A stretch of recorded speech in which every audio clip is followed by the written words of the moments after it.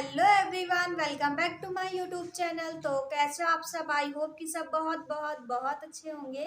आपको और अच्छा करने के लिए आपकी फ्रेंड यानी कि मैं आपके लिए फिर से एक इंटरेस्टिंग वीडियो लेकर हाजिर हो चुकी हूँ। आज का वीडियो काफ़ी स्पेशल है हर बार की तरह, क्योंकि आज के वीडियो में हम डिस्कस करने वाले हैं क्लास 12 की जो बायोलॉजी है उसका थर्ड चैप्टर यानी कि मानव जनन के अंतर्गत हमने फोर्थ लेक्चर कंप्लीट कर लिए हैं और उसके नोट भी मैंने आपको प्रोवाइड कर दिए हैं। आज हम 5 लेक्चर पढ़ने वाले हैं और 5 लेक्चर के अंतर्गत हम पढ़ने वाले हैं शुक्र जनन।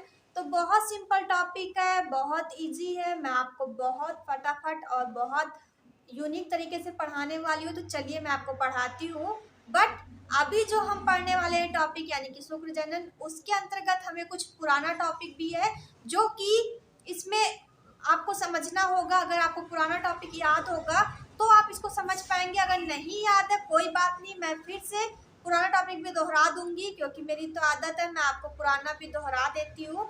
तो चलिए मैं आपको पढ़ाती हूँ और आपको पढ़ने के बाद कैसा लगा तो ज़रूर बताइएगा। चलिए मैं आपको पढ़ाती हूँ। और कोई भी टॉपिक ऐसा जो कि आपको समझ नहीं आए तो आप मुझसे पूछ सकते हैं कमेंट बॉक्स में, मैं उसका आंसर भी दे दूंगी ताकि आपको कोई प्रॉब्लम ना हो। तो चलिए मैं आपको पढ़ाती हूँ। तो यहाँ पे हम पढ़ते हैं कुछ पुराना टॉपिक यानी कि जो हमने पढ़ा था नर जनन तंत्र, उसके अंतर्गत जो हमने वृषण की आंतरिक जो संरचना थी उसके अंतर्गत हमने क्या पढ़ा था, मैं आपको दिखाती हूँ, आपको तुरंत याद आएगा। ऐसे ये वृषण कोष्ठ था, मैंने आपको पढ़ाया था। मैं यहाँ पे लिख भी देती हूँ ताकि जिनके लिए नया है वो एकदम अच्छे समझते चले, जो लोग पढ़ चुके हैं उनके लिए रिवीजन हो जाएगा। तो ये क्या है, वृषण कोष्ठ है या वृषण कोष्ठ कह सकते हो। और उसके बाद इसके अंदर क्या होता है, वृषण उपस्थित होते हैं दो, मैंने आपको बताया था। इसके बाद क्या होता है, इन वृषण के अंदर क्या होता है, कुछ पालियां पाई जाती हैं, मैंने आपको बताया था। इसको क्या कहते हैं, वृषण पालियां कहते हैं, जिनकी संख्या कितनी होती है, 250 होती है। मैंने आपको बताया था, मैं फिर से बता रही हूँ, आप ध्यान से सुनिए और नोट करते चलिए। ये क्या है, ये हो गया वृषण। इसके अंतर्गत मैंने क्या बताया था कि कुछ नलिकाएं पाई जाती हैं, 1 2 3। मान लो ये नलिकाएं हैं, इनको मान लो हम बाहर निकाल लें और इसको काट दें। ऐसे ये नलिका है और इसको हम काट दें तो जो नलिका है इसके अंदर, इसका नाम क्या है, शुक्रजनन नलिका है, आप याद रखिएगा। और जब हम इसको बाहर निकालेंगे और काट देंगे तो कैसी संरचना होगी, चलिए मैं आपको दिखाती हूँ।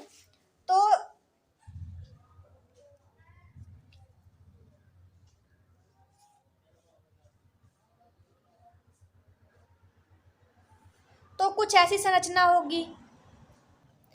अभी आप कहोगे कैसे नलिका को काट देंगे, तो मान लो ये एक पेन है और हम इसको बीच से काट दें तो कैसे एक गोल गोल पार्ट निकलेगा, ऐसे ही कुछ आप महसूस करिए, काफ़ी अच्छा लगेगा, मतलब आपको एकदम बेहतर समझ में आएगा।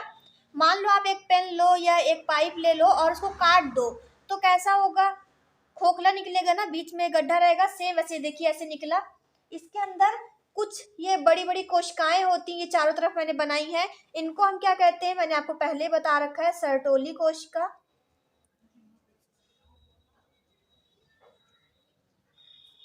और इसके बीच में क्या होता है, कुछ और कोशिका पाई जाती हैं लेकिन ये छोटी होती हैं, इन्हें हम क्या कहते हैं, शुक्रजन कोशिका कहते हैं। मैं यहाँ पे लिख देती हूँ शुक्रजन कोशिका।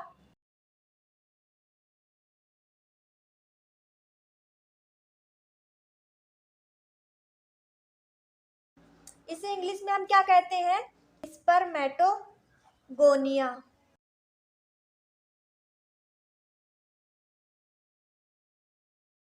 ये किसकी बनी होती है, स्टेम सेल की। अब स्टेम सेल क्या होता है तो चलिए मैं आपको बताती हूँ। स्टेम सेल का मतलब होता है एक ऐसी कोशिका जिसके अंदर बहुत ज़्यादा समसूत्री विभाजन करने की क्षमता होती है, उसे हम क्या कहते हैं, स्टेम सेल कहते हैं। मैं यहाँ पे लिख देती हूँ,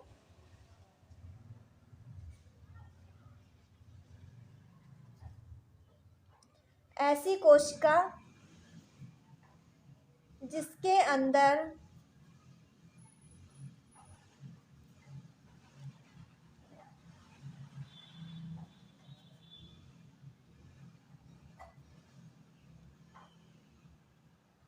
समसूत्री विभाजन करने की क्षमता होती है,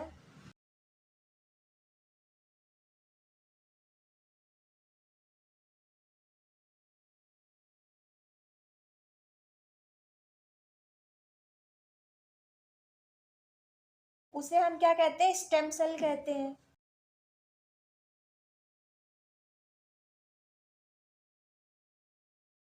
अब मैं आपसे कहूँ कि क्यों इसमें जो ये कोशिका ये स्टेम सेल की बनी होती है, तो बहुत सिंपल बात है कि देखो, अगर समसूत्री विभाजन होगा तो क्या होगा कि कोशिका में वृद्धि होगी। आपसे कोई पूछ ले कि क्यों संख्या में वृद्धि करने के बाद ये शुक्राणु का निर्माण करती है। अभी हम पढ़े शुक्र जनन, तो इसमें क्या होता है कि शुक्राणु के निर्माण की प्रक्रिया को ही हम क्या कहते हैं, शुक्र जनन कहते हैं। मैंने आपको नहीं बताया, मैं अब आपको बता रही हूँ। शुक्र जनन किसे कहते हैं, शुक्राणु के निर्माण की प्रक्रिया को ही शुक्र जनन कहते हैं। तो इसमें क्या होगा, आगे चल के आपको पता चलेगा कि ये क्या करती है। मैंने आपको बताया स्टेम सेल क्या होता है कि जिसमें समसूत्री विभाजन करने की क्षमता बहुत अधिक होती है, उसे हम क्या कहते हैं, स्टेम सेल कहते हैं। अब ये जो कोशिका है ये क्या करेगी, समसूत्री विभाजन करेगी, विभाजन करके क्या करेगी, बहुत सारी कोशिकाओं का निर्माण करेगी। क्यों, क्योंकि आगे चल के इन्हें शुक्राणु का निर्माण करना है। अब मैं आपसे बता दूं कि जो एक बालक होता है, आप कह सकते हो एक जो बच्चा होता है, उसमें क्या होता है कि 12 से 13 वर्ष के अंदर ही क्या होता है, किशोरावस्था आ जाती है। जैसे ही वो 12 से 13 वर्ष का होगा तो क्या होगा, किशोरावस्था आ जाएगी। और किशोरावस्था आते ही क्या होगा, उनमें शुक्राणु बनना स्टार्ट हो जाएंगे।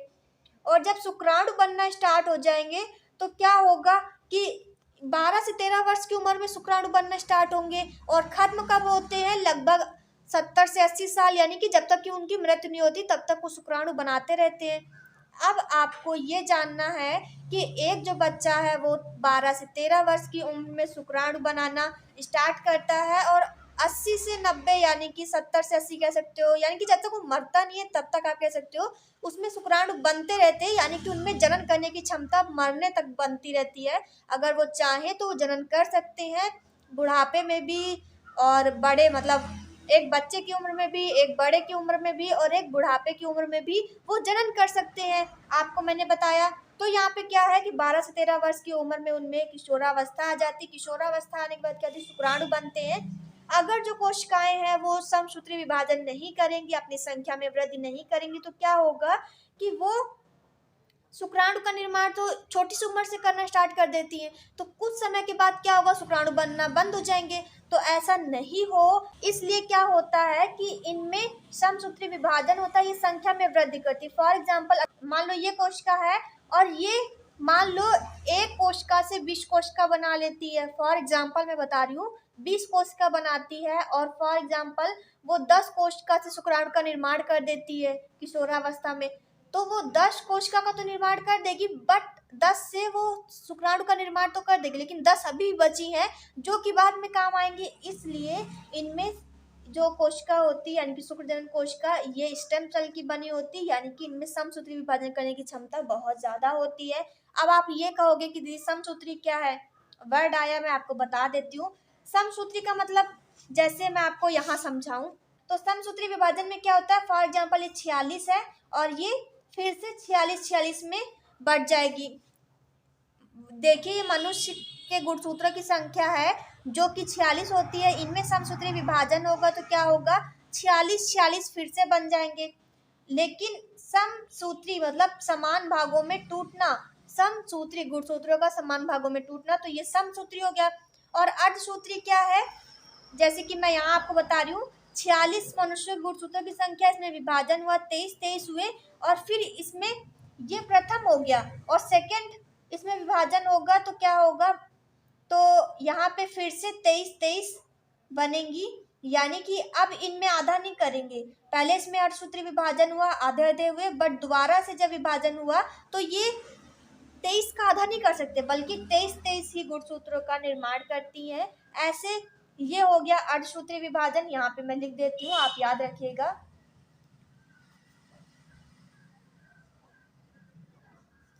अर्धसूत्री विभाजन और ये क्या है, समसूत्री विभाजन। सम मतलब समान भागों में टूटना और सम मतलब समान, सूत्री मतलब गुणसूत्र। समान भागों में जो टूटते हैं उन्हें हम क्या कहते हैं, समसूत्री। अर्धसूत्री मतलब आधे भागों में टूटना और फिर उनका आधे भागों में टूटना अर्धसूत्री विभाजन कहलाता है। इसमें अर्धसूत्री में दो विभाजन होते हैं, प्रथम और द्वितीय। प्रथम में आधे भागों में टूटता है और द्वितीय में फिर उतने ही भागों में टूटता है। कह सकते हो कि दूसरे विभाजन में समसूत्री विभाजन की तरह विभाजन होता है। ये सिंपल बात आपको समझ आई। तो यहाँ पे अब हम बात करते हैं, जब एक बच्चे में क्या होता है, किशोरावस्था आ जाती है। तो किशोरावस्था के बाद क्या होता है, फॉर एग्जाम्पल एक बच्चे में क्या हुआ, किशोरावस्था आती है। कब आती है, 12 से 13 वर्ष की उम्र में। आप लिख लीजिएगा, 12 से 13 वर्ष की उम्र में। और जब किशोरावस्था आ जाती तो क्या होता है, ये एक हाइपोथैलेमस हार्मोन्स निकालता है। मैं लिख देती हूँ यहाँ पे,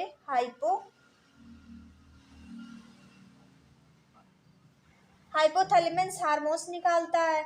और जब ये हार्मोन्स क्या करेगा कि जब ये निकलता है तो ये हार्मोन्स क्या करता है, फिर से क्या करता है, एक हार्मोन्स निकालता है जिसे हम क्या कहते हैं, GnRH। ये हार्मोन्स निकालता है। इसका फुल फॉर्म क्या है, मैं यहाँ पे लिख देती हूँ, गोनेडोट्रोपिक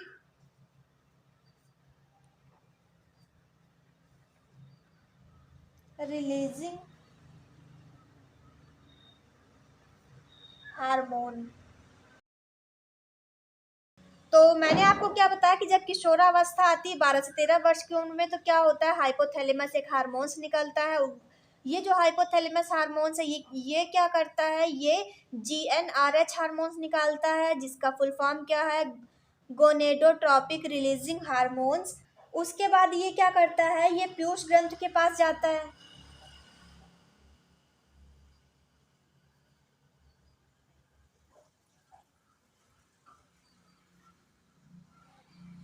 ये क्या करता है, पीयूष ग्रंथि के पास जाता है। उसके बाद क्या होता है कि ये इसे कमांड देगा, और क्या होता है कि यहाँ से दो हार्मोन्स निकलते हैं। एक क्या होता है, LH, दूसरा कौन सा होता है, FSH। जो ये हार्मोन्स है, इसका फुल फॉर्म क्या होता है, इसका फुल फॉर्म होगा ल्यूटिनाइजिंग हार्मोन्स।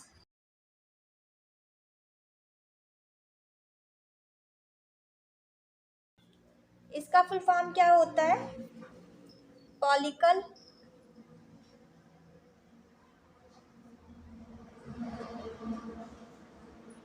पॉलिकल स्टिमुलेटिंग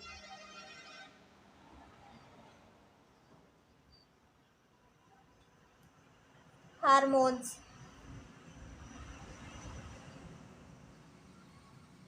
जो ये LH हार्मोन्स है, ये क्या करता है, ये लीडिंग कोशिका के पास जाता है।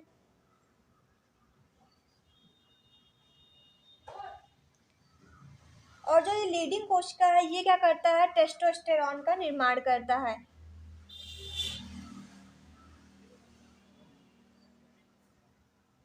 बहुत सिंपल बात है। सबसे पहले क्या होती है, जब एक बालक में 12 से 13 वर्ष की उम्र में किशोरावस्था आती है, तो क्या होता है, ये हाइपोथैलेमस हार्मोन्स निकालता है। ये हार्मोन्स क्या करता है, GnRH हार्मोन्स निकालता है, जिसका फुल फॉर्म होता है गोनेडोट्रोपिक रिलीजिंग हार्मोन्स। ये हार्मोन्स क्या करता है, पीयूष ग्रंथि के पास जाता है। ये पीयूष ग्रंथि दो हार्मोन्स रिलीज करती है, पहला है LH, दूसरा है FSH। और जो LH हार्मोन्स है, उसका फुल फॉर्म होता है ल्यूटिनाइजिंग हार्मोन्स।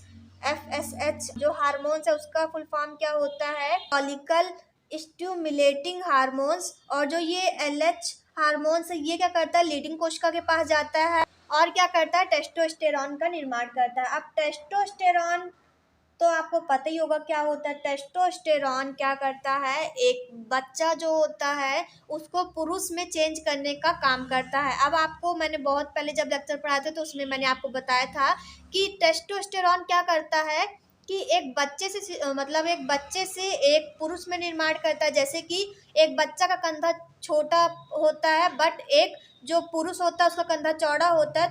टेस्टोस्टेरॉन क्या करता है कि कंधा चौड़ा कर देता है। जो एक बच्चे के शरीर पर बाल नहीं होते हैं, बट जब एक पुरुष बन जाता है तो उसके शरीर पर बाल भी उत्पन्न हो जाते हैं। तो उसका कारण क्या है, टेस्टोस्टेरॉन है।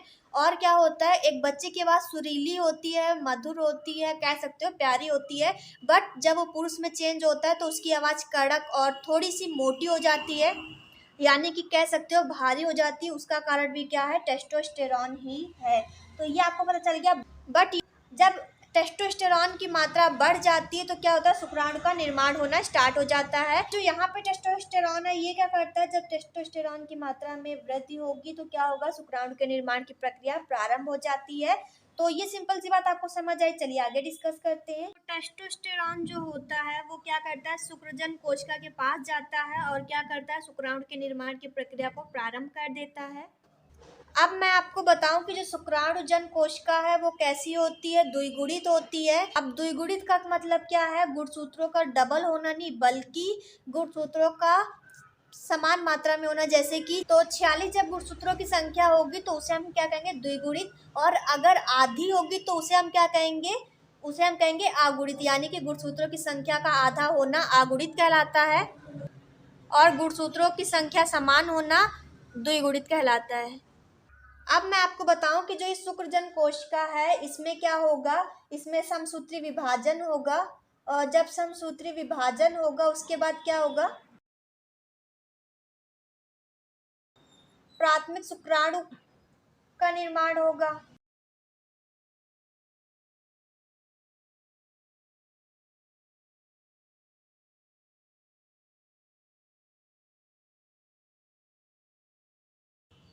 जब इसमें अर्धसूत्री विभाजन होगा तो क्या होगा,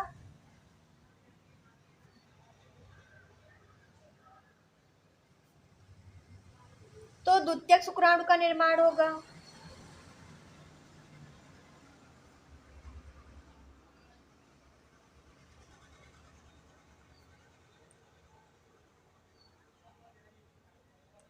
और जब इसमें क्या होगा, जब इसमें अर्धसूत्री सेकंड विभाजन होगा तो क्या होगा,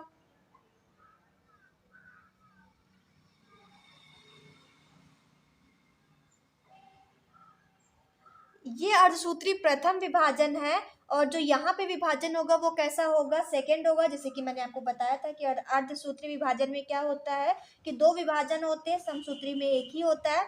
तो यहाँ पे जब सेकंड विभाजन होगा तो क्या होगा, शुक्राणु प्रसु का निर्माण होगा।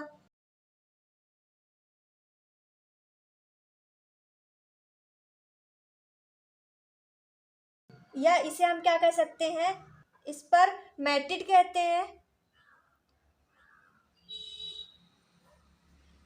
इसके दो नाम है, मैंने आपको बताया कि शुक्राणु प्रसु या फिर दूसरा क्या कह सकते हो, इस पर मैट्रिड कह सकते हो। और इसके बाद क्या होगा, शुक्राणु का निर्माण होगा। अब आपको समझ में आया होगा कि यहाँ पे शुक्राणु का निर्माण हुआ है तो यहाँ पे द्विगुणित है। आपको पता है कि शुक्राणु और जब अंडाणु आपस में मिलते तो दोनों अगुणित होते हैं। तो यहाँ पे शुक्राणु द्विगुणित है, शुक्राणुजन कोश का। तो जो शुक्राणु का निर्माण होगा वो अगुणित होगा। तो यहाँ पे जाके क्या होता है, अगुणित शुक्राणु का निर्माण होता है। तो आपको समझ में आ रहा है कि अगर हम क्या करते हैं कि द्विगुणित हो शुक्राणुजन कोश का तो उसको अगुणित शुक्राणु में कैसे मतलब चेंज करते हैं, आपको समझ में आया। सबसे पहले क्या होता है, शुक्राणुजन कोशिका में समसूत्री विभाजन होता है। उसके बाद क्या होता है, प्राथमिक शुक्राणु का निर्माण होता है जिसमें क्या होता है, सूत्री विभाजन प्रथम होता है। उसके फलस्वरूप क्या होता है, द्वितीयक शुक्राणु का निर्माण होता है। द्वितीयक शुक्राणु के निर्माण में क्या होता है, अर्धसूत्री सेकंड विभाजन होता है। उसके बाद क्या होता है कि शुक्राणु प्रसु या स्पर्मेटिड का निर्माण होता है और इससे क्या होता है, शुक्राणु का निर्माण होता है। और जो ये शुक्राणु बनेगा वो अगुणित होगा। और आपको पता है कि एक शुक्राणु से क्या होता है, 4 का निर्माण होता है। आपको समझ में आया। चलिए मैं डायग्राम्स की मदद से आपको समझाती हूँ। अब मैं आपसे बताऊं कि जो शुक्राणुजन और शुक्रजन दोनों ही अलग अलग नाम है, अलग अलग क्रिया होती है। जैसे कि शुक्राणु प्रसु से शुक्राणु का निर्माण होना क्या कहलाता है, शुक्राणु जन कहलाता है। बट जो आपने ये क्रिया पढ़ी है इसको हम क्या कहते हैं, इसको हम कहते हैं शुक्रजन। आपको समझ में आया कि जो ये आपने पूरी क्रिया पढ़ी है इसको हम कहते हैं शुक्रजन। लेकिन जो आपने यहाँ पे शुक्राणु प्रसु से क्या किया, शुक्राणु का निर्माण किया, इसको जो ये क्रिया है इसको हम क्या कहते हैं, शुक्राणुजन कहते हैं। आपको सिंपल सी बात समझ में आई। तो यहाँ पे आपको पता है कि इसे हम क्या कहते हैं, सर्टोली कोशिका कहते हैं। इसे हम क्या कहते हैं, शुक्रजन कोशिका कहते हैं। मैंने आपको बताया। अब मैं आपसे बात करती हूँ जो शुक्रजन कोशिका है। फॉर एग्जाम्पल अभी इसमें क्या हो कि समसूत्री विभाजन होगा। और समसूत्री विभाजन के फलस्वरूप क्या होगा, इसमें प्राथमिक शुक्राणु का निर्माण होगा। मैं यहाँ पे लिख देती हूँ।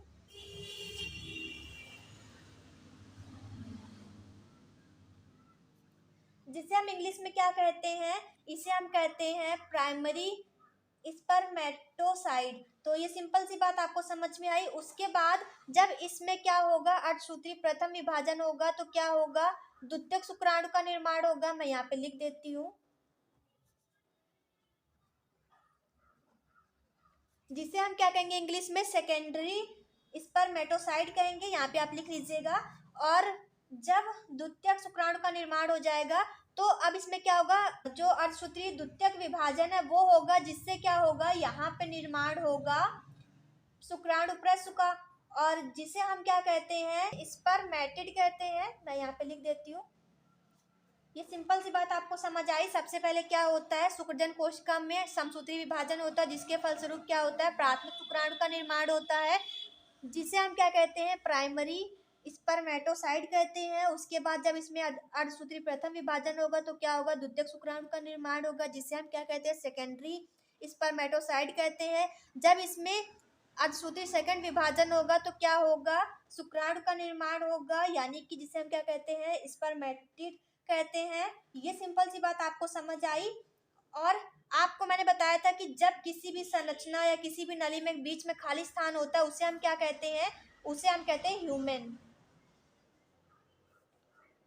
तो ये सिंपल सी बात आपको समझ आई। आपको मैं बताऊं कि जो शुक्राणु है ये कुछ ऐसे होता है, ये उसकी पूंछ होगी, ये उसका मुंह, और जो शुक्राणु होता है वो सर्टोली कोशिका के अंदर होता है, यानी कि धंसा हुआ होता है, क्योंकि ये सर्टोली कोशिका से पोषण लेता है। तो ये सिंपल सी बात आपको समझ आ गई होगी कि जो शुक्राणु होता है वो सर्टोली कोशिका के अंदर धंसा होता है, क्योंकि ये इसके अंदर से पोषण लेता होता है। आपको मैं बताऊं कि जब ये जो शुक्राणु, जब ये सर्टोली कोशिका से बाहर निकल के जब शुक्रजन कोशिका से पूरी तरीके से बाहर निकल जाता है तो उसे हम क्या कहते हैं, उसे हम कहते हैं वीर्य सेचन। तो आपको पता है कि वीर्य सेचन किसे कहेंगे, कि जब शुक्राणु जो धंसा हुआ है सर्टोली कोशिका से पोषण ले रहा है, जब इससे निकलकर और इस पूरी शुक्रजन कोशिका से बाहर निकल आएगा तो उसे हम क्या कहते हैं, वीर्य सेचन कहते हैं। सिंपल सी बात आपको समझ आई। और वीर्य सेचन को हम जो एनसीईआरटी में लिखा है उसके हिसाब से क्या कहते हैं, स्पर्मिएशन। तो कोई भी प्रॉब्लम नहीं हो रही होगी, स्पर्मिएशन कहते हैं। आपसे कोई कह दे स्पर्मिएशन क्या कहते हैं तो आप ये अचंभव ना मानेगा कि अरे ये तो मुझे पता ही नहीं है, आपको पता है, वीर्यसेचन कहते हैं। उसके बाद आपको ध्यान रखना है कि जो शुक्राणु का जो परिपक्वन शुक्रजन नलिका में नहीं होता है, यानी कि वृषण में नहीं होता है, बल्कि किसमें होता है, अधिवृषण में होता है। शुक्राणु से चलने की क्षमता अधिवृषण में ही आती है, क्योंकि अधिवृषण में जब परिपक्वन होगा, परिपक्वन होने के बाद क्या होता है, शुक्राणु को गति प्रदान होती है और वो क्या करता है, एक स्थान से दूसरे स्थान तक चलकर जा सकता है अपने पूंछ के द्वारा। तो वो कहाँ पे होता है, अधिवृषण में होता है, वृषण में नहीं होता है। तो ये सिंपल सी बात आपको समझ में आई। उसके बाद जो ध्यान रखने वाली बात है वो ये है, तो ये यहाँ से शुक्राणु निकल आया मान लो शुक्रजन कोशिका से, तो ये अधिवृषण तक कैसे जाएगा, क्योंकि ये यहाँ से निकल तो आया बट इसको अभी जाना है अधिवृषण में, तो ये अभी गति कर नहीं सकता क्योंकि ये परिपक्व नहीं हुआ है। तो क्या होता है, जो शुक्रजन कोशिका होती है वो कुछ पदार्थ भेजती है और उसी पदार्थ के द्वारा वो क्या होता है, जो शुक्राणु होता है वो अधिवृषण में जाता है। तो ये सिंपल सी बात आपको समझ में आई। शुक्राणु को हम क्या कहते हैं, मैं यहाँ पे लिख देती हूँ एनसीईआरटी में क्या कहा गया है। तो शुक्राणु को हम क्या कहते हैं, स्पर्मेटोजोआ। स्पर्मेटोजोआ कहते हैं शुक्राणु को। अगर आपसे कोई पूछ ले तो आप अचंभव ना मानिएगा, शुक्राणु का मतलब ही होता है स्पर्मेटोजोआ। तो ये पूरा टॉपिक यहीं पे समाप्त होता है। चलिए मैं आपको फटाफट रिवीजन करा देती हूँ। तो यहाँ पे जो शुक्रजन कोशिका, सबसे पहले हमने क्या पढ़ा था कि ये वृषण कोश हो गया बाहर का, और इसके अंदर क्या होता है, वृषण उपस्थित होते हैं, इसके अंदर कुछ पालियां उपस्थित होती है जिनकी संख्या होती है 250। इसके बाद क्या होता है, इसमें शुक्रजन नलिका पाई जाती है, इसको बाहर निकालेंगे, काटेंगे तो कुछ ऐसे संरचना दिखाई देती है। इसके अंदर क्या होता है, कुछ सर्टोली कोशिकाएं होती हैं, सर्टोली कोशिका आकार में बड़ी होती है। इसके बीच में कुछ शुक्रजन कोशिकाएं होती जो छोटी होती हैं सर्टोली कोशिका की अपेक्षा, जिसे हम इंग्लिश में क्या कहते हैं, स्पर्मेटोगोनिया कहते हैं। ये स्टेम सेल की बनी होती है। स्टेम सेल क्या होता है, ऐसी कोशिका जिसके अंदर बहुत ज़्यादा समसूत्री विभाजन करने की क्षमता होती है, उसे हम क्या कहते हैं, स्टेम सेल कहते हैं। मैंने यहाँ पे लिख दिया था, आप नोट कर लीजिए। उसके बाद क्या होता है, जो एक बच्चा होता है 12 से 13 वर्ष की उम्र में क्या होता है, किशोरावस्था आ जाती है और उसमें क्या होता है, शुक्राणु का निर्माण होता है। अब आप कहोगे समसूत्री विभाजन होगा तो कोशिका में वृद्धि भी होगी, तो बात सही है। पहले क्या होता है कि यह अपनी कोशिका में वृद्धि करती है, उसके बाद क्या करती है कि शुक्राणु का निर्माण करती है। ऐसा क्यों होता है, क्योंकि एक 12 से 13 वर्ष की उम्र में क्या होता है, किशोरावस्था आ जाती है। किशोरावस्था आने के बाद क्या होता है, शुक्राणु का निर्माण होता है। और जो शुक्राणु का निर्माण होने की जो उम्र होती है वो 12 से 13 वर्ष होती है, बट जो इसमें समाप्त की उम्र होती है वो 70 से 80 साल होती है। यानी कि जब तक कि इंसान की मृत्यु नहीं होती तब तक वो जनन कर सकता है, बट स्त्रियों में ऐसा नहीं होता है। मैंने आपको बताया था मादा जनन तंत्र के अंतर्गत। तो ये सिंपल सी बात आपको समझ में आई। तो यहाँ पे क्या होता है कि जब 12 से 13 वर्ष की उम्र में किशोरावस्था आ जाती है तो क्या होता है, ये हाइपोथैलेमस हार्मोन्स रिलीज करता है। उसके बाद ये हार्मोन्स क्या करता है, GnRH हार्मोन्स रिलीज करता है, जिसका फुल फॉर्म क्या होता है, गोनेडोट्रोपिक रिलीजिंग हार्मोन्स होता है। ये क्या करता है, पीयूष ग्रंथि के पास जाता है। पीयूष ग्रंथि 2 हार्मोन्स रिलीज करता है। तो पहला जो हार्मोन्स है वो कौन सा है, वो है LH। दूसरा कौन सा है, FSH। और LH हार्मोन्स का फुल फॉर्म क्या है, ल्यूटिनाइजिंग हार्मोन्स। और FSH का फुल फॉर्म क्या है, पॉलिकल स्टिमुलेटिंग हार्मोन्स। और ये जो LH हार्मोन्स ये क्या करता है, लीडिंग कोशिका के पास जाता है और क्या करता है, टेस्टोस्टेरॉन का निर्माण करता है। टेस्टोस्टेरॉन क्या करता है कि एक जो बच्चा है उसको पुरुष में चेंज करता है, यानी कि उसका कंठ भारी हो जाता है, उसकी आवाज़ जो मधुर होती है बचपन में वो थोड़ी सी कड़क हो जाती है। दूसरा क्या है, कंधा चौड़ा हो जाता है। तीसरा क्या है, शरीर पर बाल उत्पन्न होते हैं। ये सब किसके कारण होता है, टेस्टोस्टेरॉन के कारण होता है। उसके बाद आपको ध्यान रखना है, मैं डायग्राम्स की मदद जो मैंने आपको समझाया था वो क्या था, शुक्राणुजन कोशिका द्विगुणित होती है, उसमें जब समसूत्री विभाजन होता है प्राथमिक शुक्राणु का निर्माण होता है। जब इसमें अर्धसूत्री विभाजन प्रथम होता है तो क्या होता है कि इसमें द्वितीयक शुक्राणु का निर्माण होता है। और जब अर्धसूत्री विभाजन सेकेंड होता है तो क्या होता है, शुक्राणु पृष्ठ का निर्माण होता है, जिसे हम क्या कहते हैं, स्पर्मेटिड कहते हैं। और इससे क्या होता है, शुक्राणु का निर्माण होता है। आपको पता है कि जो शुक्राणुजन कोशिका से लेके शुक्राणु तक के निर्माण की जो प्रक्रिया उसको हम क्या कहते हैं, शुक्रजन कहते हैं। बट यहाँ पे शुक्राणु पृष्ठ से शुक्राणु का निर्माण होने की प्रक्रिया को हम क्या कहते हैं, शुक्राणुजन कहते हैं। आपको पता होना चाहिए कि शुक्रजन और शुक्राणुजन अलग अलग बात होती है। आपको समझ आ गया है, तो यहाँ पे हम डायग्राम्स की मदद से समझ लेते हैं। तो यहाँ पे क्या होता है, जो यहाँ पे बड़ी बड़ी कोशिकाएं दिखाई दे रही है इसको हम क्या कहते हैं, सर्टोली कोशिका कहते हैं। जो इसके बीच में छोटी कोशिका दिखाई दे रही है उसको हम क्या कहते हैं, शुक्रजन कोशिका कहते हैं।